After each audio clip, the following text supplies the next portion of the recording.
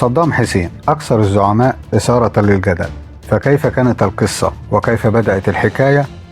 وأهلا بكم. اتولد صدام حسين في قرية العوجة بالقرب من تكريت. قيل أنه اتولد في 28 إبريل 1937، وأعلن عام 1980 هذا التاريخ عيدا رسميا في العراق. لكن ظهرت لصدام حسين شهادة ميلاد موثقة بتاريخ 1 يوليو 1939، ويفسر ذلك أن القرويين البسطاء غالبا ما يقومون بتسجيل المواليد بعد الولادة بأشهر طويلة. والدته هي صبحة طلفاح المصلات، امتازت بشخصية قوية، عاشت في تكريت حتى وفاتها عام 1982، وقد بنى لها صدام مقبرة فاخرة وأطلق عليها أم المجاهدين. أما والده هو حسين المجيد فقد توفى قبل ولادة صدام بعدة أشهر. تعددت الأقاويل التي فسرت سبب وفاته، بين وفاة طبيعية أو مقتله على يد قطاع الطرق. وتزوجت أم صدام مرة أخرى من رجل يدعى إبراهيم الحسن الذي كان يعمل بواب بإحدى المدارس. عاش صدام مع أمه وإخواته من أمه في غرفة طينية غير مزودة بالاحتياجات الأساسية كالمياه والكهرباء، وكان يبيع البطيخ من أجل مساعدة أسرته. انتقل صدام لبغداد للعيش مع خاله خير الله طلفاح عام 1947. خاله خير الله طلفاح كان ضابط جيش، عرف عنه حبه للقومية العربية، وكان متحمس جدا للنازية، لذلك تم طرده من الجيش وسجنه 5 سنوات. وعاد صدام مرة أخرى للعيش مع أمه في تكريت. وبسبب إقامة صدام مع خاله في بغداد تعلم الكثير من رفاق خاله العسكريين، ثم اندمج في حزب البعث المعارض في تلك الفترة. وكان إسقاط الملكية في العراق عام 1958 واحد من أكثر الأحداث دموية في التاريخ الحديث. ففي صباح يوم 14 يوليو 1958 اقتحمت وحدات من الجيش العراقي تطلق على نفسها الضباط الأحرار القصر الملكي العراقي، ودمرت المدفعية العراقية الجزء الأعلى من القصر. وأجبر الملك فيصل الثاني وجميع الموجودين من الأسرة الملكية للهروب والتواجد في ساحة القصر، فأحاط بهم الضباط الأحرار، ودون أي اعتبار للنساء والأطفال من الأسرة الملكية تم قتلهم جميعا بالرصاص. وكان هناك تصميم من الضباط الأحرار ألا يتركوا أي أثر للأسرة الملكية أو أي نواة لهم في المستقبل. قتل الملك فيصل الثاني وخاله الوصي على العرش الأمير عبد الإله، وتم التمثيل بجثته وقطع أجزاء من جسده. وأعلن عبد السلام عارف أول بيان للثورة، وحكم العراق عبد الكريم قاسم أول رئيس جمهورية بعد الملكية. وبسبب الصراعات السياسية بين العسكريين في عام 1959 قرر البعث اغتيال عبد الكريم قاسم، وشارك صدام حسين في مجموعة الاغتيال. ففي يوم 7 أكتوبر 1959 وخلافا للترتيبات المتفق عليها وبسبب انفعال صدام حسين، بدأ صدام حسين فورا في إطلاق النار على الرئيس العراقي عبد الكريم قاسم قبل الوقت المحدد مع باقي المجموعة. وتمكن الحرس الشخصي من الرد على مصدر إطلاق النار، وقتل سائق الرئيس عبد الكريم قاسم، وأصيب الرئيس عبد الكريم قاسم، كما قتل أحد أفراد المجموعة وأصيب صدام حسين على يد أحد زملائه.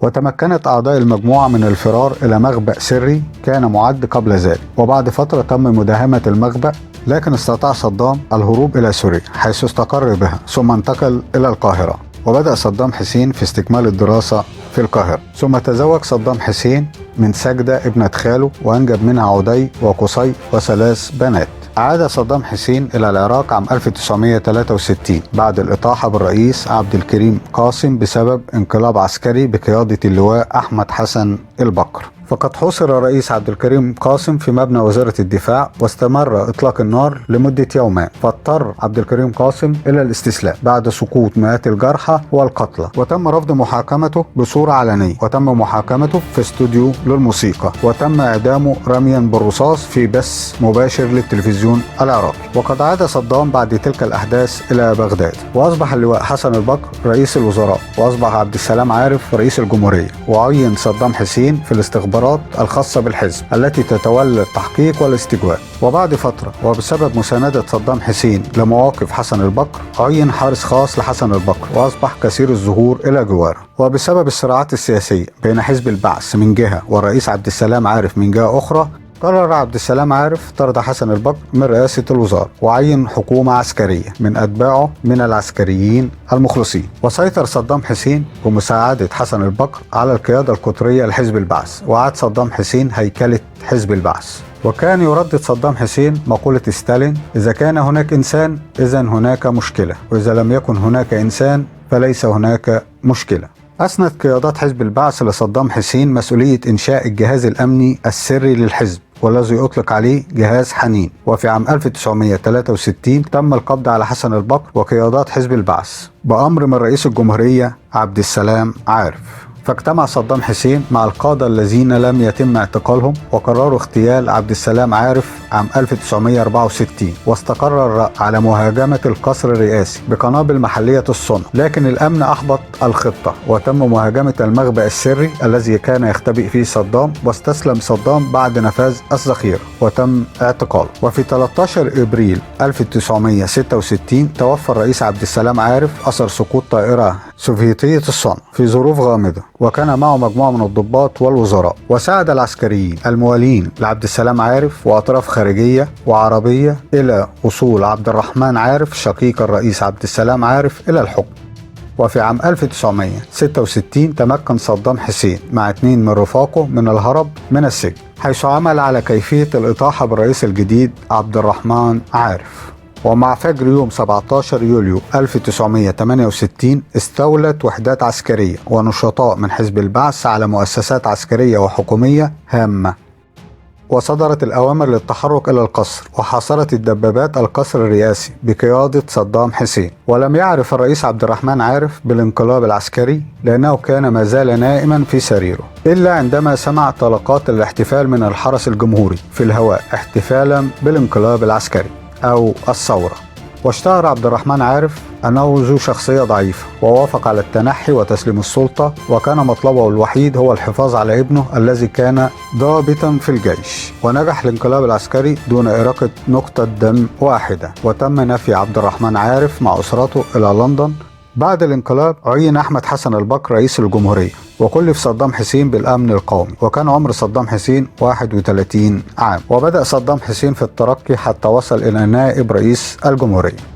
وأقام صدام حسين بصفته نائب رئيس الجمهورية أجهزة أمنية صارمة. وفي عام 1972 أمم شركات النفط الحكومية التي تأسست في ظل الإدارة البريطانية، والتي كانت تصدر النفط العراقي للغرب بأسعار منخفضة. وبعد عام 1973 استثمر صدام حسين أموال النفط العراقي التي شهدت طفرة بسبب حرب أكتوبر في التعليم والصحة، مما رفع مستوى المعيشة في العراق إلى أعلى مستوى في العالم. وتمكن صدام حسين من إحكام قبضته على السلطة من خلال تعيين أقاربه وحلفائه في المناصب الحكومية الهامة. وتم تنصيب صدام حسين رئيسا لحزب البعث الحاكم في تلك الفترة. في عام 1979 اضطر حسن البكر للاستقالة. كان السبب المعلن العجز عن الأداء المهام الرئاسية لأسباب صحية، وسلم السلطة إلى صدام حسين.